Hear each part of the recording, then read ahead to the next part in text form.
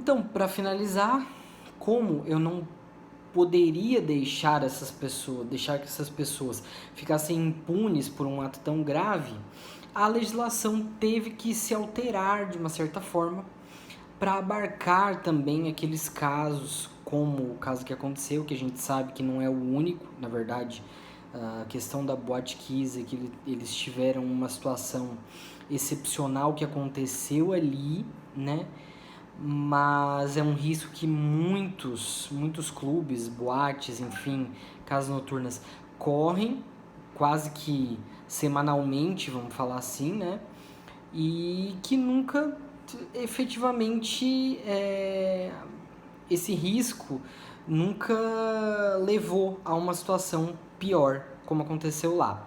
Mas para evitar que de repente uma situação próxima dessa aconteça, aí a legislação já vem e muda, porque isso vocês devem lembrar já lá do início da faculdade, o direito é que segue as relações sociais e não o contrário, né? Beleza, então aí tá tudo certo, foi incluído exatamente por conta dessa situação. E aí, como próximo tópico, eu tenho uma questão que também é uma prática abusiva, mas ela não tá no artigo 39, ela tá um pouquinho depois, que é a questão da cobrança de dívidas. Mas o Código de Defesa do Consumidor, então, decidiu dar uma sessão inteira.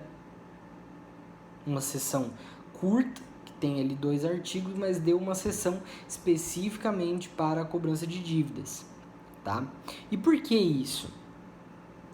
Porque, pessoal, os limites existentes entre a cobrança legítima e a cobrança ilegítima, eles podem parecer muito claros, né? Muito largos, esses limites, mas de fato a gente vê que eles não são. Então, para cada situação específica, os tribunais acabam tendo que decidir se aquela cobrança é abusiva, se não é abusiva e assim por diante. E com um crescimento muito grande de decisões favoráveis aos consumidores, também começou a acontecer um abuso, de certa forma, nas ações judiciais. A exemplo de dizer, por exemplo, que a própria inclusão no SPC e no Serasa seria uma cobrança ilegítima, seria cobrança abusiva por parte das empresas, quando a gente sabe que não é.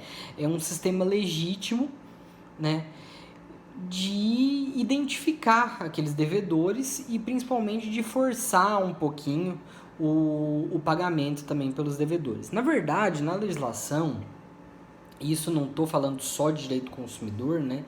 Mas a gente tem muito uma... vamos chamar aqui de morde e assopra, né? Tanto dos tribunais quanto da legislação com relação aos devedores. Então, quer dizer, eu forço ele aqui e diminuo um pouco lá. Eu diminuo um pouco aqui e forço lá. Então, essas barreiras começaram a não ficar tão claras, digamos assim, porque ao mesmo tempo que eu posso, por exemplo, penhorar uma parte do salário, eu não posso penhorar a poupança. Então, e aí, em relação ao salário, quando que eu posso penhorar salário? O STJ, dias atrás, decidiu que 30% da aposentadoria pode ser penhorada inclusive por dívida civil comum, não só mais para dívida de alimentos, como era antigamente. Então, quer dizer, essa jurisprudência sobre a possibilidade de cobrança judicial, ela já é complicada. E em relação à cobrança administrativa, ela acaba sendo mais complicada ainda. Vou tratar de algumas questões aqui mais específicas, mas a gente vê assim que os limites não ficam muito claros, né? Em relação ao que a empresa pode e o que a empresa não pode fazer. Então vamos lá. O artigo 42 do Código de Defesa do Consumidor, ele diz que na cobrança dos débitos, o consumidor inadimplente não será exposto a ridículo, nem será submetido a qualquer tipo de constrangimento ou ameaça. Então, Isso aí, a lei já vem para prever aquela situação mais absurda, né? Eu chegar com um megafone na frente da casa de um cidadão, dizendo, me paga aí, tá me devendo, não sei o que.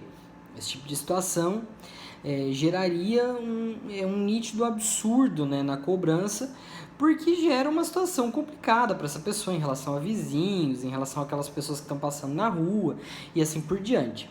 E são situações, pessoal, que elas não estão previstas na lei à toa. Elas estão previstas na lei porque elas efetivamente aconteciam, tá? Principalmente na década de 90, quando a lei foi editada, ainda existiam vários métodos de cobrança, entre aspas, né? Que eram, na verdade, de ameaças e de exposição ao ridículo e outras situações. Então, ver situações como, por exemplo, um condomínio, tá, que fixa na entrada do prédio a lista de devedores de taxa condominial. Isso era uma situação que para muitas pessoas, até um tempo atrás, era admitida. Era admitida porque as pessoas entendem que esse devedor ele tem que, entre aspas, sofrer um pouco para ser impelido a se esforçar para pagar. Agora, a gente vê que na prática não é bem assim. Na prática, eu preciso controlar esses credores de uma forma que eu consiga cobrar esse valor sem necessariamente que essa pessoa precise sofrer com isso. Eu preciso encontrar formas de retirar algo daquele devedor sem que isso exponha ele ao ridículo perante terceiros. Então veja bem, nós estamos chegando num ponto em que eu posso fazer determinadas coisas, tá? Que vão me auxiliar nessa cobrança. E eu posso fazer desde que essas situações sejam particulares do devedor. Como assim particulares? Veja bem, se eu tiro o passaporte, como já foi permitido por alguns juízes lá em São Paulo, enfim, já tem decisões nesse sentido. Eu estou retirando algo do devedor que tem um efeito sobre ele, né, que vai fazer com que ele pense duas vezes em pagar aquele débito que ele tem, mas sem que isso necessariamente exponha ele ao ridículo perante terceiros, porque ninguém precisa saber que ele perdeu o passaporte. E assim por diante. Então, a legislação trata de uma situação absurda, mas não só isso é que vai ser considerado abusivo, logicamente. Então, essa situação do condomínio até é uma situação que já foi decidida pelo STJ. O STJ disse que hoje não é permitido ao condomínio expor quem são os devedores de taxas condominiais com o fim de cobrar as dívidas. Assim como não é possível, por exemplo, que o condomínio não permita para aquele devedor a utilização das áreas comuns. As áreas comuns, elas são de todo mundo, né? Quando se trata de condomínio. Então, elas são inclusive daquela pessoa que eventualmente deve taxas condominiais. Outra situação que já foi discutida judicialmente como sendo considerada abusiva, né? É a entrega de cobranças na portaria do condomínio, tá? Isso é permitido? É permitido. É permitida a entrega de cobranças na portaria do condomínio, né? Isso provavelmente vai ser recebido por terceiros, a não ser naqueles prédios que tem caixa de correio na entrada, né? Então, eu posso entregar para o porteiro desde que essa correspondência esteja lacrada, que aí eu evito de expor a pessoa àquela situação, porque só quem vai ver, em tese pelo menos, é ela. A hora que ela chegar em casa, a hora que ela receber aquela correspondência em mãos e abrir, ela vai ver do que se trata. Beleza? Então essa é a primeira situação. Outra situação e que aconteceu muito, por incrível que pareça, aconteceu muito, é impedir o devedor de sair do estabelecimento enquanto ele não pagar o débito. Vamos pensar num bar, por exemplo. O cara não pode sair do bar enquanto ele não pagar a conta que ele deve. É possível? Não, lógico que não.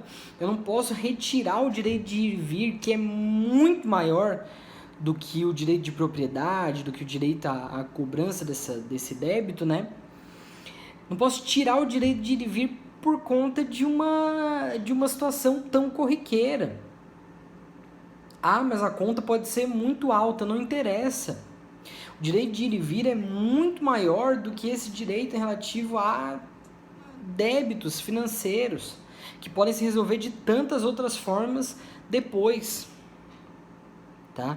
Então não é possível e já aconteceu muito.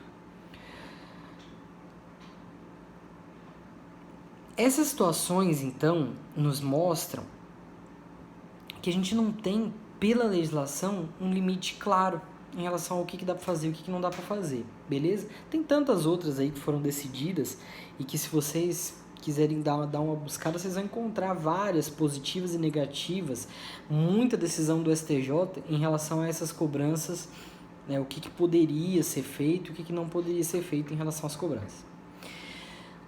O artigo 42A, só para a gente terminar essa questão da cobrança abusiva, ele diz que em todos os documentos de cobrança de débitos apresentados ao consumidor deverão constar o nome, o endereço, o CPF ou o CNPJ do fornecedor do produto ou serviço correspondente. Então, se eu estou cobrando alguém, o mínimo que tem que ter na minha carta de cobrança é meu nome, meu CPF ou meu CNPJ, né?